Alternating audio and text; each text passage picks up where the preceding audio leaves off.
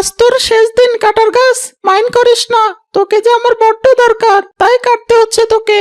এরপর ধূপ ধূপ ধূপ শব্দ, একের পর এক কুড়ালের আঘাত। কিছুক্ষণের মধ্যেই করাস করে ভেঙে পড়ে পুরো শুকনো গাছটা। কাজ তো হয়ে গেছে, এখন তাড়াতাড়ি কাটাগুলো সংগ্রহ করি। এরপর মাহাদি গাছের ডাল থেকে একে একে কাঁটাগুলো আলাদা করে। এখন শুধু রাত হওয়ার জন্য অপেক্ষা, রাত নামলে এই কাটাগুলো রাস্তায় বিছিয়ে দিব।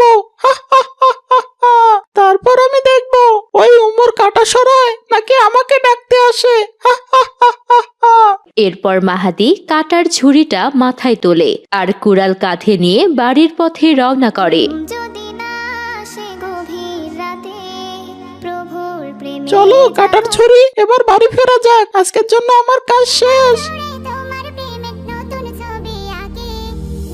বাড়িতে ঢুকেই মাহাদি চারদিকে সতর্ক চোখে তাকায়। এখন তো আশেপাশে কাউকে দেখছি না, তাড়াতাড়ি কাটার ছুরিটা লুকাতে হবে, কেউ দেখে ফেললে নানান প্রশ্ন করবে। এরপর মাহাদি চুপি চুপি ঘরে ঢুকে ঝুড়িটা বিছানার নিচে লুকিয়ে দেয়। কাজ একদম ওকে, কাটা তুমি আপাতত এখানে থাকো, রাত 10টায় তোমার সাথে আবার দেখা হবে। এবার মাহাদি কুড়াল হাতে নিয়ে জিনিসপত্র রাখার ঘরের দিকে যায়। ঠিক তখনই, এই মাহাদি দাঁড়াও! মাহাদি চমকে ওঠে, মুখ তার ফ্যাকাশে হয়ে যায়। কি ব্যাপার, তুমি না এই সময় খেলতে যাও, আজ আবার কুড়াল হাতে নিয়ে কোথা থেকে এলে? মাহাদি ভয়ে আর কথা খুঁজে পায় না। ওরে বাবা, ধরা মনে হয় পড়ে গেলাম, এখন কি বলি? আম্মু, কুড়ালটা না আমার বন্ধু ওমর চেয়েছিল। ওমর? ওমর কুড়াল দিয়ে কি করবে? ওরা কুড়াল দিয়ে একটা শুকনা গাছ চিরেছে, আমি দিয়েছিলাম ওকে, কাজ শেষ করে আবার আমাকে দিয়ে দিয়েছে, এজন্যই নিয়ে এলাম। ও আচ্ছা, ঠিক আছে, ভালো করে রেখে দাও। তবে মনে রেখো, ছোট ছেলেদের হাতে এসব কুড়াল টুড়াল রাখা একদম নিরাপদ না। এসব জিনিস নিয়ে আর ঘোরাফেরা করবে না, ঠিক আছে? জি আম্মু। এই কথা বলে তার মা চলে যায়। যাক বাবা, বাঁচা গেল, আর একটু হলেই তো ধরা পড়ে যেতাম, অনেক বকা শুনতে হতো। এই কথা বলে মাহাদি দ্রুত কুড়াল রেখে সরে যায় আর মনে মনে রাতের জন্য অপেক্ষা করতে থাকে। সময় গড়িয়ে রাত নামে। ঘড়ির কাঁটা ধীরে ধীরে 10টা ছুঁল। চারদিকে নিস্তব্ধতা, কেবল ঝিঝি পোকার ডাক ভেসে আসছে। এই তো সুযোগ, রাত 10টা বেজে গেছে, এখন আর তেমন মানুষ রাস্তা দিয়ে চলাফেরা করবে না। ফজর হলেই ওই উমর আর ওর বাবা আজও আমাকে ডাকতে আসবে, এটা আমি নিশ্চিত। কিন্তু আজ আর আমি সেটা হতে দিব না। এখনই গিয়ে কাটাগুলো ওই রাস্তায় বিছিয়ে রাখবো, ওরা কাটা সরাতে সরাতে সময় নষ্ট করবে, আর আমাকে ডাকতে আসতে পারবে না। এরপর মাহাদি চুপি চুপি কাটার ঝুড়িটা মাথায় তুলে রাস্তার ধারে এসে দাঁড়ায়। তাড়াতাড়ি কাজটা শুরু করতে হবে, কেউ দেখে ফেললে আবার বড় সমস্যায় পড়ে যাব। যেমন ভাবনা তেমন কাজ। একে একে ঝুড়ি থেকে কাটা তুলে পুরো রাস্তা জুড়ে বিছিয়ে দিতে থাকে মাহাদি। কিছুক্ষণ পর তার কাজ শেষ হয়। কাজ তো হয়ে গেছে, আজ দেখবো কিভাবে ওই উমর আমাকে ডাকতে আসে। আজ অনেকদিন পর আরামের একটা ঘুম দিব আমি। না, এখন আর এখানে থাকা যাবে না, কাজ শেষ, এখন পালাতে হবে, এখানে থাকলে ধরা পড়ার চান্স আছে। এরপর দ্রুত পায়ে অন্ধকারে মিলিয়ে যায় মাহাদি। রাত আরো গভীর হয়, ধীরে ধীরে চারপাশ নিস্তব্ধ হয়ে আসে। হঠাৎ ভোরের আকাশে ভেসে আসে ফজরের আজান। আজানের শব্দে ঘুম ভেঙে যায় ওমর আর তার বাবা আব্দুর রহমানের। ফজরের আজান হয়েছে, চলো উঠে উজু করি। জি আব্বু, উঠছি। দুজনেই মসজিদের উদ্দেশ্যে বের হয়। ভোরের হালকা কুয়াশা, চারদিকে নীরবতা, পাখিরা ডাকছে। আব্বু, আজও কি মাহাদিকে ডাকবো আমি? অবশ্যই ডাকবে বাবা, কেন ডাকবো না? আমাদের মুসলিমদের কাজই হচ্ছে ইমানদার মুসলিমদের নামাজের জন্য ডাকা। আল্লাহ আমাদের ডাকেন আজানের মাধ্যমে, আর আমরা একে অন্যকে ডাকি, এটাই আমাদের দায়িত্ব। কিন্তু আব্বু, মাহাদিকে ডেকে তো কোনো লাভ হয় না, ও নামাজে যেতে চায় না, উল্টো আমার উপর আরো রাগ করে। রাগ করুক বাবা, তবুও ডাকতে হবে। কিন্তু কেন আব্বু? কারণ হেদায়েত আমাদের হাতে না বাবা, আল্লাহর হাতে থাকে। আমাদের কাজ চেষ্টা করা, ডাক দেওয়া, ফল আল্লাহর উপর ছেড়ে দিতে হয়। আচ্ছা আব্বু, ঠিক আছে, আজও আমি মাহাদিকে ডাকবো। এই কথা বলতে বলতেই তারা মাহাদির বাড়ির সামনে এসে পৌঁছায়। হঠাৎ আস্তাগফিরুল্লাহ, এখানে তো অনেক কাঁটা ছড়িয়ে রাখা দেখছি। কি আব্বু, রাস্তার ভেতরে এইভাবে কাটা ছড়িয়ে রেখেছে কে? পুরো রাস্তায় তো কাঁটায় ভরা, আর দুই পাশে পুকুর। এই রাস্তা দিয়ে তো এখন যাওয়াই যাবে না। তাহলে এখন কি করব আব্বু? চিন্তা করো না বাবা। আব্বু, কিন্তু এখন আমরা নামাজ পড়তে যাব কি করে? এই কাটার মধ্যে তো হাঁটতেই পারবো না, পায়ে কাটা বিঁধে যাবে তো। শোনো বাবা ওমর, এখন আমাদের এই কাঁটাগুলো সরিয়ে ফেলতে হবে, একটা নিরাপদ জায়গা বানাতে হবে, তারপর সেই জায়গা দিয়ে আমাদের মসজিদে যেতে হবে। তাছাড়া আর কোনো উপায় নেই আব্বু? না বাবা, জামাত মিস করা যাবে না। আল্লাহ বলেছেন, জামাতে নামাজ পড়লে একা নামাজ পড়ার চেয়ে 70 গুণ বেশি সওয়াব পাওয়া যায়। হ্যাঁ আব্বু, আচ্ছা তাহলে আমরা এখনই কাজে লেগে পড়ি। এরপর বাবা ছেলে দুজন হাতে হাতে কাঁটা সরাতে শুরু করে। একটা একটা করে কাঁটা তুলে পাশে ফেলতে থাকে।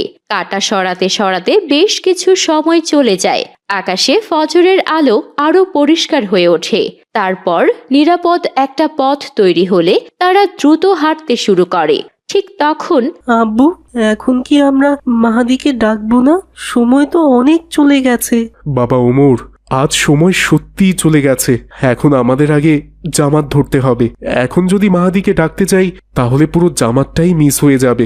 আচ্ছা আব্বু, ঠিক আছে, চলো। এরপর ওমর আর তার বাবা আব্দুর রহমান দ্রুত মসজিদের দিকে চলে যায়। আজান শেষ, ইকামতের ধ্বনি, তারা ঠিক সময়েই জামাতে সামিল হয়। এদিকে অনেকদিন পর আজ মাহাদি নির্বিঘ্নে ঘুমায়। সূর্যের আলো জানালা দিয়ে ঢুকতেই তার ঘুম ভাঙে। অনেক দিন পর একটা শান্তির ঘুম হলো আজ। কি যে মজা পেলাম! কি দারুণ মজা! এই উমর আর ওর বাবার যন্ত্রণায় তো আমি ঠিক মতো ঘুমাতেই পারতাম না, কিন্তু আজ আর ওরা ডাকতে আসেনি।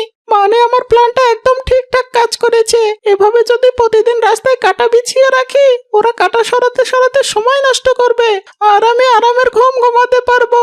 কি দারুণ একটা বুদ্ধি! যাই, একবার দেখে আসি ওরা কাটাগুলো কিভাবে সরিয়েছে। এরপর মাহাদি রাস্তার কাছে এসে থেমে যায় আর দেখে, আরে, কাটাগুলো তো রাস্তায় নেই।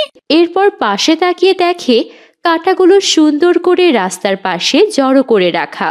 ও, তাহলে তো আরো ভালো হয়েছে, কাটাগুলো এখানে রেখেছে। আজ আর আমাকে নতুন করে কাটা সংগ্রহ করতে যেতে হবে না। এক কাজ করি, এই কাটাগুলো ঝুড়িতে তুলে নিয়ে যাই, রাতে আবার ঠিক জায়গায় বিছিয়ে দিয়ে যাবো। এভাবে তো ওদের যন্ত্রণার হাত থেকে আমি বাঁচতে পারবো। তো বন্ধুরা, তোমাদের কি মনে হয়, মাহাদি কি সত্যিই ওমর আর তার বাবার ক্ষতি করছে, নাকি সে অজান্তেই নিজেরই ক্ষতির পথে হাঁটছে? এই প্রশ্নের উত্তর জানতে হলে নামাজের পথে কাটা গল্পের পরবর্তী পর্ব তোমাদের মিস করা একদমই চলবে না। পরের পর্ব হবে আরো বেশি শিক্ষামূলক, আরো বেশি আবেগঘন, আরো বেশি চমকপ্রদ, ইনশাআল্লাহ। এই গল্পটা তোমাদের কেমন লাগলো তা কমেন্ট করে জানাতে ভুলো না। আজ তাহলে এখানেই বিদায় নিচ্ছি। ভালো থেকো তোমরা। আসসালামু আলাইকুম ওয়া রাহমাতুল্লাহ। রসুলপুর মহল্লায় ভোর মানেই অন্যরকম এক সৌন্দর্য। ফজরের আজানের ধ্বনিতে ঘুম ভাঙে মহল্লার সকলের। এই মহল্লার প্রায় সব ছেলে মেয়ে নামাজে অভ্যস্ত, কিন্তু একজন একটু ব্যতিক্রম আছে, নাম তার মাহাদি।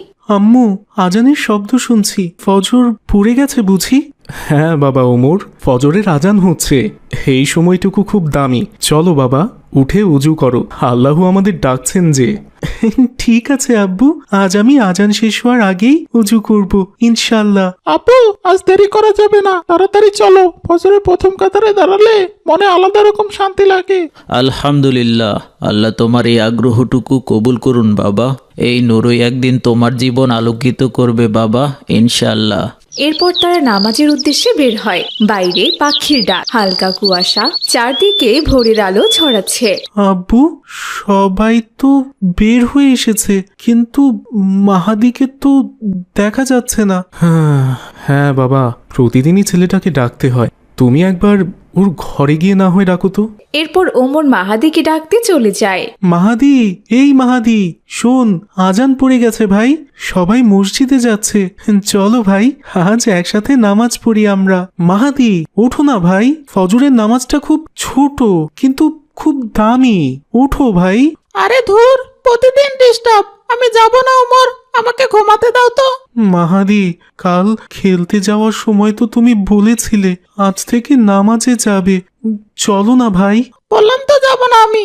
এই নামাজ নামাজ করে মাথা খেয়ে ফেললে তুমি। প্রতিদিন সকালবেলায় এসে আমাকে ডাকাডাকি শুরু করো, আমার ঘুমে ডিস্টার্ব হয়। যাও তো তুমি এখান থেকে। মাহাতির এমন কথা শুনেও তার ঘরের সামনে কিছুক্ষণ দাঁড়িয়ে থাকে ওমর। দরজার দিকে তাকিয়ে থাকে যেন আরেকবার ডাক দেবে, কিন্তু আর ডাকে না, কারণ ও জানে জোর করলে কোনো কিছুই হবে না। বন্ধুকে ফেলে রেখে মসজিদের পথে হাঁটা, এটা তার বুকে কষ্ট দেয়, তবুও কোনো কিছু করার নেই, তার যেতেই হচ্ছে।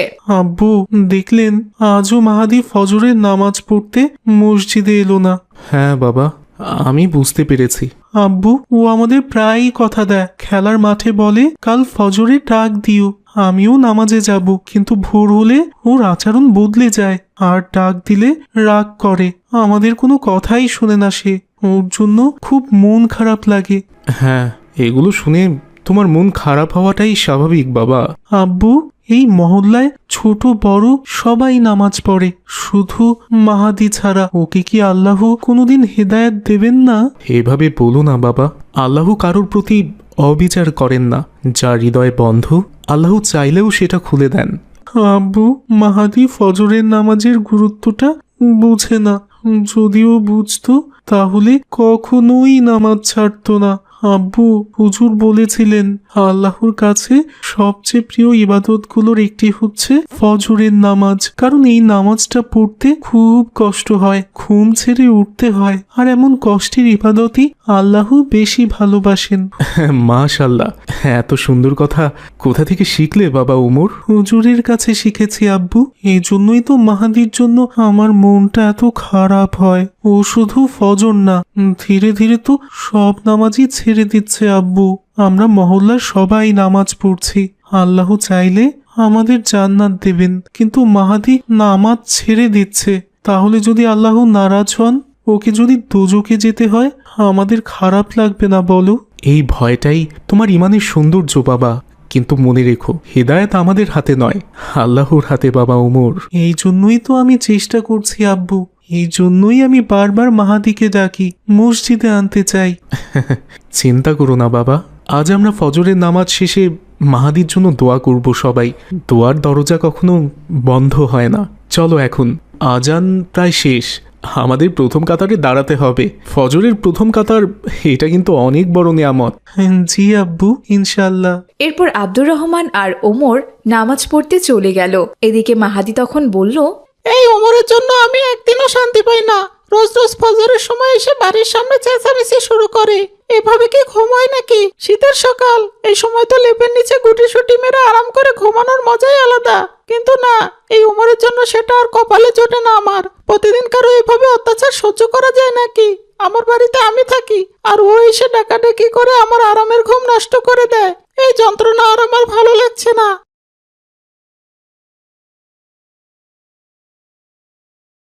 এভাবে তো চলতে পারে না, এর একটা ব্যবস্থা আমায় করতেই হবে, কিন্তু কি করা যায়? আরে পেয়েছি তো একটা দারুণ উপায়। আমি তো একটা গল্প পড়েছিলাম। নবীজির নামাজের পথে এক বুড়ি কাঁটা বিছিয়ে রাখতো। আহা, এখন এই বুদ্ধিটাই আমাকে কাজে লাগাতে হবে। পেয়ে গেছি দারুণ একটা বুদ্ধি। এক কাজ করতে হবে, আমি যদি ওমরের নামাজের রাস্তায় কাঁটা বিছিয়ে দেই, তাহলে ওমরের কাঁটাগুলো সরাতে সরাতে অনেক সময় নষ্ট হয়ে যাবে। তখন ওর নিজেরই নামাজে যেতে দেরি হবে, আর দেরি হলে সে আর আমাকে ডাকবে না।